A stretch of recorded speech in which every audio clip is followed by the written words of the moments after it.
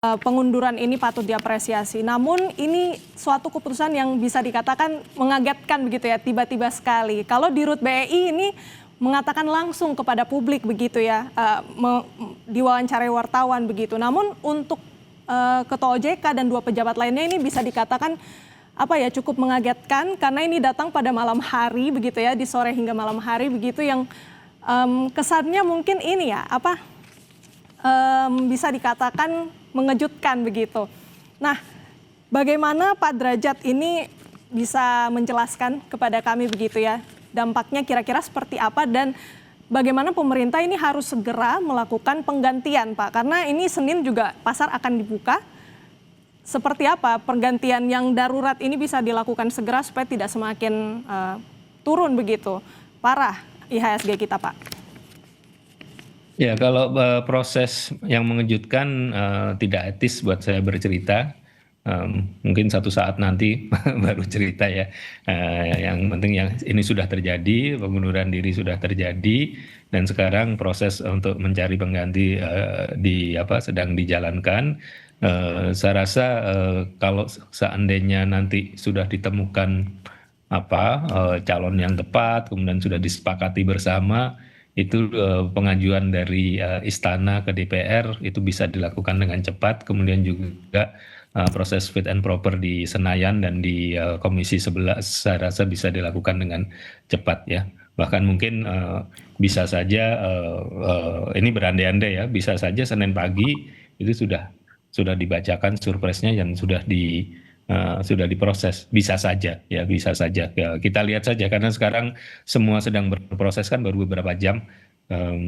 Saya tidak bisa spill apapun juga sementara ini, tapi yang bisa saya sampaikan adalah tidak usah terlalu khawatir, proses untuk penggantian itu sedang dilakukan dan kita memang yang kita bangun adalah sistem institusi, bukan berbasis orang. Jadi pemerintah juga sangat menyadari betapa krusialnya OJK, BI ya, itu sangat krusial sekali sehingga semuanya akan dilakukan dengan cepat dan insya Allah dengan secara tepat. Baik, tidak perlu panik karena menurut Pak Derajat ini prosesnya masih berlangsung begitu ya, sudah berlangsung sehingga diharapkan Senin nanti tidak begitu parah dampaknya, tidak menjadi sentimen yang begitu negatif untuk perdagangan di hari Senin nanti. Terima kasih banyak. Ya, tapi memang Mbak Renata, memang pasar kita memang perlu perbaikan yang fundamental. Kita saya sudah agak lama sebenarnya, walaupun nggak saya nyatakan di publik, tapi memang merasa ada beberapa hal di dalam proses pricingnya, di dalam proses dinamika harga dan sebagainya, itu ada beberapa hal yang memang kita masih jauh dari praktek di negara maju. Nah, ini kesempatan buat kita untuk melakukan bersih-bersih lah ya. Beberapa emiten saya tahu betul ada beberapa hal yang ya mereka harus come clean lah, supaya nanti pricing kita itu betul-betul mencerminkan nilai yang sebenarnya. Mas Praska pasti paham yang saya maksud. Mudah-mudahan kita bisa bersihkan praktek-praktek yang juga sangat dikeluhkan oleh teman-teman di pasar modal.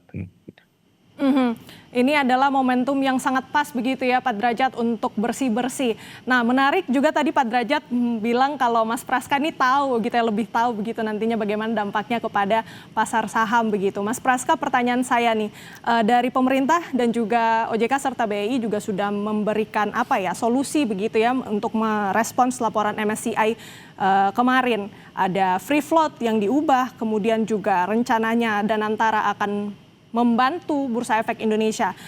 2 solusi ini, Mas Praska, bagaimana nanti sentimennya pada perdagangan saham nanti hari Senin? Apakah cukup untuk meredam begitu ya ini pengunduran diri beberapa pejabat, Mas Praska? Baik, ya dari pandangan saya tentu saja memang market itu biasanya pada saat pembukaan agak sedikit merespon dengan market shock ya. Tapi biasanya ini hanya sifatnya temporer seperti saya sampaikan. Mungkin pembukaan agak sedikit mengalami shock, tapi dalam hal pada saat nanti sudah ada gambaran pengganti pengganti sementaranya yang kredibel, yang bisa juga sesuai dengan harapan untuk bisa menenangkan pasar dan juga bisa menemukan jawaban yang atau memberikan solusi kepada MSCI supaya tetap bisa mempertahankan dan sekaligus juga melanjutkan ya inklusi saham-saham kita di MSCI Index tersebut. Tentu market akan kembali merespon positif ke depannya seperti itu. Nah, sebagaimana kalau kita lihat sebenarnya kan pasar saham itu sudah cukup pede ya dengan langkah dari kemarin OJK dan Bursa menaikkan free float itu langsung dengan cepat harus minimum 15%. Artinya paling enggak investor asing itu bisa dikasih paling tidak tuh semacam gambaran awal bahwa likuiditas pasar kita tuh akan semakin ditingkatkan, dan terlebih lagi harapannya adalah praktik pergerakan harga saham yang tidak wajar itu akan semakin lebih minim karena benar-benar saham-saham yang diperdagangkan itu mungkin lebih banyak saham yang dilepas ke publik seperti itu. Dan perkiraan kami mungkin ya shock marketnya hanya sifatnya temporer, dan kedepannya market akan kembali rebound. Terlebih lagi kita secara fundamental kan ekonomi kita masih bisa dikatakan cukup mampu bertahan ya di tengah ketidakpastian global juga, kira-kira seperti itu. Baik Mas Praska, terima kasih banyak untuk insight-nya malam ini Bapak-Bapak. Kami tutup Breaking News Kompas TV. Terima kasih untuk insight-nya Pak Praska Putrianto, CEO Advisor Provina Visindo, dan juga Pak Derajat Wibowo, ekonom senior yang sudah bergabung di Breaking News Kompas TV malam ini.